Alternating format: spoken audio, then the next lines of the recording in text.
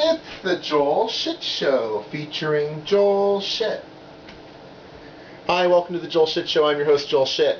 So yesterday, I went to work, after I went to the gym, and then I went home and I worked, and I didn't really watch anything. Oh, A's and Giants, San Francisco Giants, Oakland A's, and Barry Zito's out there pitching against his former team, and he pitched like Barry Zito. He got the first two batters out, and then it was just all downhill from there. Not a big surprise. Barry Zito, you know, he is what he is. Yeah, I mean, he's probably better than he was a couple years ago, but he's never going to be like he was his first couple of years in Oakland. It's just, he needs to take a step back and reassess what's going on up here, and he just doesn't have that ability because he's got to. They want him to perform. If they shut him, the thing is, even if they shut him down for a year, so he could get his head right. Well, first of all, he's already like what, 33 or something. I mean, he can't pitch much longer anyway. But you shut him down for a year, then he's self-conscious that he's been shut down. So you need to find a way to get his brain going without his brain realizing that we're getting his brain going. And that's not going to happen, so whatever. It just doesn't look good for Mr. Zito. But, you know, he's probably available in your fantasy league. The A's, you know, put together some runs, but it was more about what the Giants pitching staff did than what the A's hitters did. Case in point, Kurt Suzuki hits a home run down the left field line. You know, barely gets over the wall. That's just a matter of making contact with the bad pitch. I don't give Kurt Suzuki any credit for that home run. I mean, anyone could have hit that one. You know, it's the pitcher-hitter battle is generally 50-50, but there are certain things that favor the hitter or favor the pitcher. And when you have a pitcher who just doesn't have anything on his pitches, then you just need to put the bat on the ball, and things will happen. And that's how, like those players, they get 4 or 5 home runs a year. That's how they get their home runs. If they had any kind of power at all, you know, then they would hit 15 or 20 home runs. That's the way baseball works. So I wouldn't be worried if I were a Giants fan. We got the Giants broadcast, so, you know, Kruk and Kuip. It's great to see them again. They are rounding into form, and they are ready for opening day on Monday. Very exciting. I will be looking forward to opening day. The lost season continues. So the lost season of basketball and hockey are winding down, and now the lost season of baseball is beginning. And then after October, when I'm back to just working one job again, hopefully, and not 0 or 2, then I will be able to pay attention to basketball and hockey, and then I'll be able to pay attention to baseball next year. In the meantime, just kind of hanging in there. Shit on eBay is selling like crazy. The economy is back, and I am going to spend a lot of time today packaging things and shipping them off because I've sold so many things this week and I haven't had time to deal with it.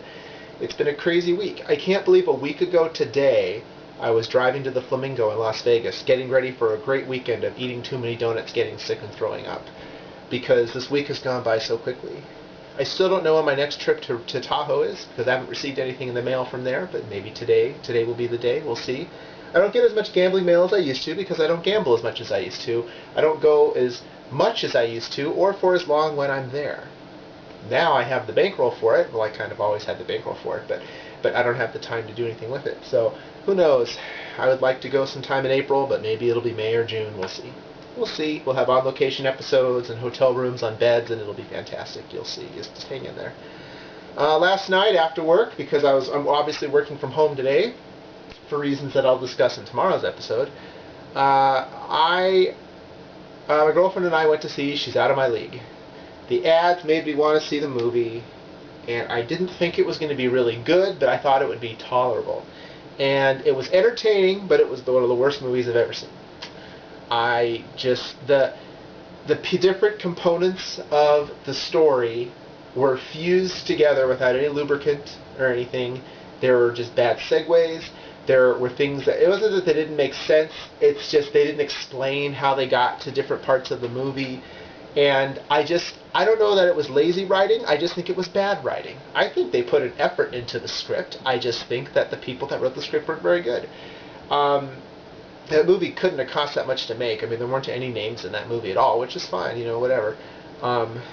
I enjoyed the movie from an entertainment perspective, but it was really a horrible movie. It was like a TV show. Halfway through, I just wanted to go home. I don't leave movies early. But if I were to ever leave a movie early, this is the one I would have left early. There was no compelling reason to stay and watch the end. I just didn't care. I didn't get emotionally invested in the characters. And I get emotionally invested in every character in every movie. I cry at the end of every movie. I can't help it. I won't help it, fine. But she's out of my league. I didn't cry. I didn't choke up. I just didn't care. I said, finally, it's over. Okay, sure, he took flying lessons. Where did that come from? Well, I know where it came from. But he never really acted like someone who wanted to become a pilot. He just kind of mentioned it in passing every now and then, and it was like, we're going to mention this later in the movie, so you better understand that we're mentioning it now, so that way you'll understand the reference later. But they didn't do anything with this information to make that contribute to the movie at all. Now, the acting itself was fine. I didn't have a problem with the acting. Now, sometimes you get a great story and the acting sucks, but that wasn't the case here. It was a well-acted movie. They did the best they could with the script. It was a shitty script. It was horrible writing, and I can't believe how bad it was, because I've never seen a movie that bad before. But I guess the acting saved it. I don't know. It was entertaining. It had hockey. It had real hockey players. Yeah, I recognized many of the Islanders and the Penguins. So that was kind of nice. The hockey was nice. But it was like things that I just couldn't get invested. I couldn't get emotionally invested in that. Like there was a Hall & Oates cover band was one of the side stories, if you want to call it that. And the Hall & Oates cover band is up there playing, and it's like, but I don't care. And I wanted to care. It was the weirdest thing, So I don't know. So I guess when it's on TV, watch it then. I wouldn't. It's already down to 3 million in the theater anyway. So if you don't see it this week, it's probably your last chance, and that's fine. Next up is The Runaways. I want to see The Runaways. That movie, still don't understand how people are going to enjoy it, but I will like that movie. It's going to be the opposite. It's going to probably have bad acting, and I'm not going to care because it's going to be about the Runaways. So that's the next movie for me. I saw a trailer for the new, it's the new Michael Bay movie, and I was like, oh, this movie's going to suck because it's Michael Bay, and I was upset. Oh, it was the new Nightmare on Elm Street movie, which is called A Nightmare on Elm Street because they can't use the same title again, And I was like, oh, that could be pretty good. And then it said a Michael Bay film. I was like, oh, no, they're going to ruin that franchise. But that's okay. It's been 25 years. I mean, let someone else give it a try. Maybe the next generation will enjoy the movie as much as we enjoyed the original Nightmare on Elm Street. I don't know. So that's all we have today. Visit us on the web at joelshitshow.com. Email joel@joelshitshow.com.